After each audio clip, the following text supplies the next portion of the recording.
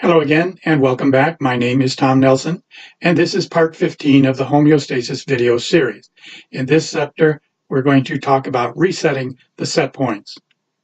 The only way to maintain a stable level of body weight is to strictly regulate the daily intake and the expenditure of energy for a period of about at least 3 weeks.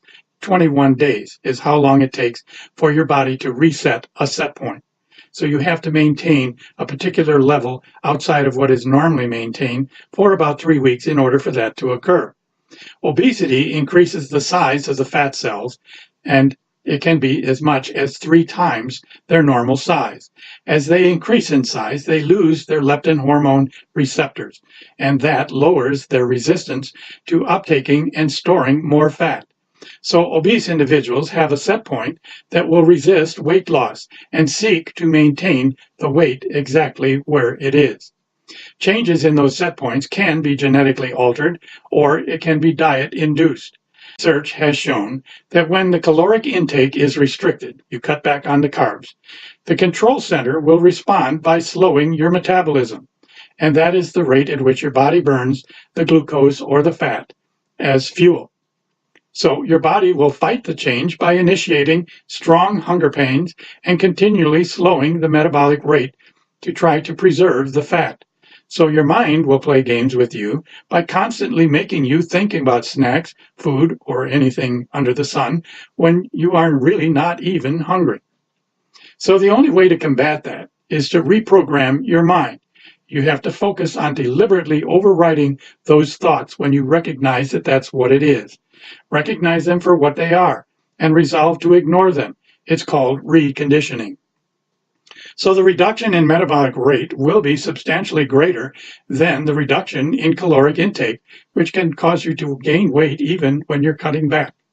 So if more food is consumed, the control center will continue to keep the metabolism low for a while, and the increase in caloric intake continues until the weight balances out at that set point level.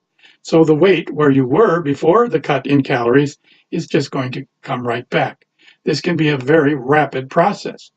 So for example, a drop of 15% in your caloric intake is commonly met with a drop of nearly 25% in your metabolic rate in laboratory animals. So some studies, a drop of a mere 3% of the initial body weight resulted in a 17% decline in resting metabolic rate.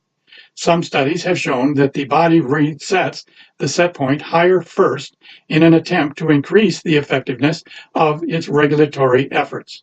So your body is actually going to set your set points even higher than they are now in order to offset your attempts to cut down on what you eat. So the body goes into what's called a starvation mode to prevent too much fat loss. Your little guy in the control room is trained. It's ingrained in him that he should keep your fat levels high. So your body actually does not know the difference between starvation and a diet. All your body knows is that the body's signals to the hypothalamus, your hunger or your cravings, are being ignored. And it's programmed by nature to respond by holding on to the weight and continue to send the message of hunger or cravings for sweets and fats or anything that's going to make you fat. So the human body is genetically wired to be obese. So the set points of the hypothalamus can be modified by conscious determination and cognitive therapies. Most attempts to change the set points are going to fail long term because most individuals will not follow the very strict compliance to therapy that's going to be required.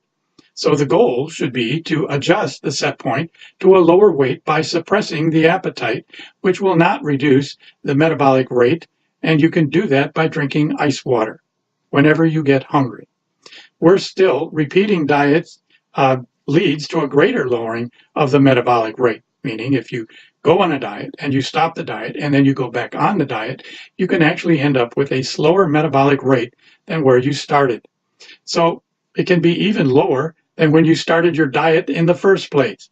So they typically regain more weight than they initially lost, even when eating the new smaller amount of food. So when the hypothalamus is faulty, food becomes increasingly more important and increasingly less fulfilling. So remember, it takes a minimum of 3 weeks to maintain a specific level to reprogram the set points of the hypothalamus and the amygdala. So the time frame is very important. Breaking the routine for even 1 day or eating something that you shouldn't have could destroy all the hard work that you've done up to that point. You're going to experience a break in weight loss and begin to suffer from nagging hunger. So vigorous exercise adjusts the set points of both types of obesity, insulin and leptin sensitivity. So thank you for watching this video, and please pay it forward. Share what you learn with others.